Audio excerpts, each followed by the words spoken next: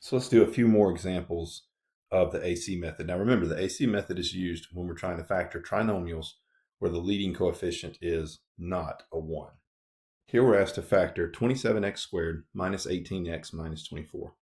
The first step to factoring any polynomial is to look for a GCF.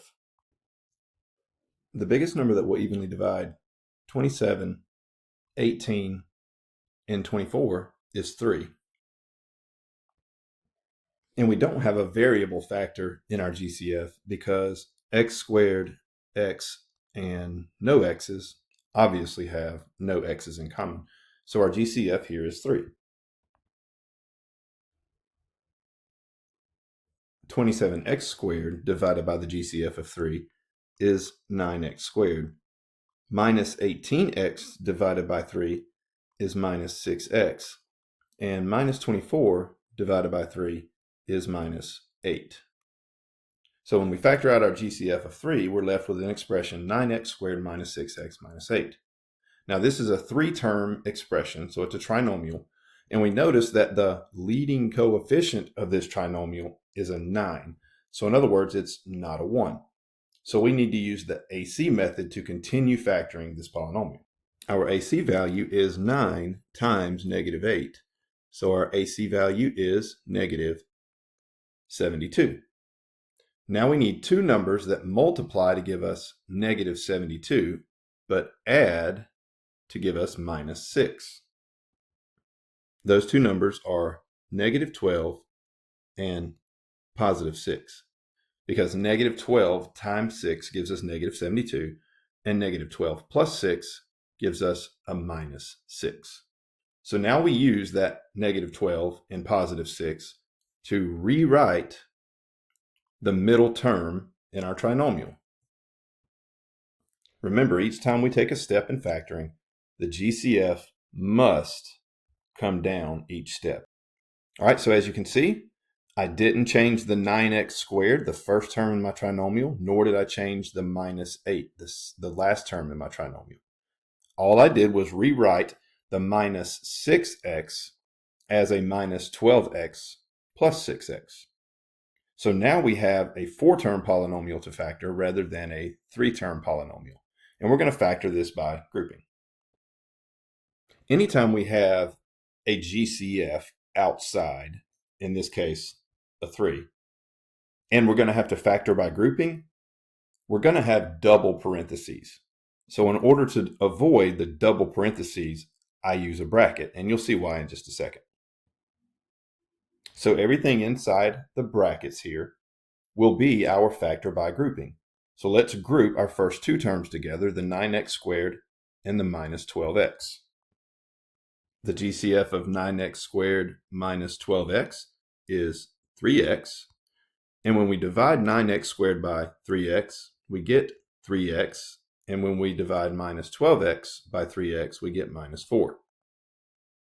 Now let's group our last two terms and find the GCF of those. The GCF of 6x minus 8 is a positive 2. And when we divide 6x by positive 2, we get 3x. And when we divide negative 8 by 2, we get minus 4. And again, that's a good thing because we always want these binomials to match when we're factor by grouping. So let's close off our factor by grouping with our bracket. Again, in the next step, we bring down the overall GCF of 3. And now let's factor the binomial common factor of 3x minus 4 from each of our terms in our factor by grouping. So if we pull out the 3x minus 4 as a binomial factor, and then divide the first term, which is 3x, times the 3x minus 4, if we divide that by 3x minus 4, the 3x minus 4's cancel out, leaving us with just 3x. And then if we divide the second term, which is 2 times 3x minus 4, by the 3x minus 4, the 3x minus 4's cancel out, leaving us with just plus 2. And there is the final factorization of 27x squared minus 18x minus 24. In this example, we're asked to factor 56xy plus 16x squared plus 48y squared. And this example looks a little bit different from the others that we've done because there are terms in this that have two variables. The first term, 56xy, has an x and a y. The other two terms have an x squared and a y squared. Well, the first thing that I notice about this expression is that it's not written in descending order of one of our variables. So the first thing I'm going to do is rewrite this expression in descending order of our x variables. So in other words, I'm going to write the x squared term as my first term.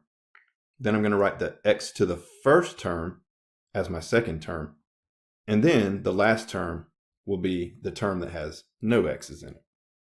Now that we've rewritten this expression in descending order of our x variables, let's look for a GCF. The biggest number that will evenly divide 16, 56, and 48 is 8. And when we look at our variable factors of x squared, xy, and y squared, we see that we don't have any variable factors in common, so we don't have any variable factors in our GCF. So our GCF is just 8. When we divide 16x squared by 8, we get 2x squared. 56xy divided by 8 is 7xy. And 48y squared divided by 8 is 6y squared. Now we need to continue factoring. The expression inside the parentheses is a trinomial, 1, 2, 3 terms, where the leading coefficient is not a 1. So we'll factor this, even though it looks a little bit different from the expressions we're used to factoring, we're still going to factor this using the AC method. Here the AC is obtained by multiplying the leading coefficient by the coefficient of the last term. So 2 times 6 gives us an AC of 12. Now we need two numbers that multiply to give us positive 12, but add to give us 7. Well, obviously those two numbers are positive 4 and positive 3. So let's rewrite our middle term, the 7xy, using the 4 and the 3. So we'll rewrite 7xy as 4xy plus 3xy. So bringing down our GCF of 8, that gives us 8 times the polynomial 2x squared plus 4xy plus 3xy plus 6y squared. Now we haven't talked about this yet, but by now you should probably have the question, well, what if I chose to not write 4xy plus 3xy? Why? What if I choose to write 3xy plus 4xy? Like this. But the truth is, it doesn't matter the order of our two middle terms. So on every example that we've done, and we've rewritten our middle term using our two values that give us our AC number, it doesn't matter which one goes first and which one goes second. In the end, the factorization will be the same. So let's continue our factor by grouping. Bring the GCF of 8 down. And remember, when we have a GCF and we factor by grouping, we're going to need brackets. Now let's group the first two terms together, 2x squared plus 4xy. The GCF of those two terms is 2x. 2x squared divided by 2x is x, and 4xy divided by 2x is 2y. Now we look at our second group, 3xy and 6y squared. The GCF of those two terms is 3y. 3xy divided by 3y is x, and 6y squared divided by 3y is 2y. Close your brackets. Now we have a common binomial factor of x plus 2y.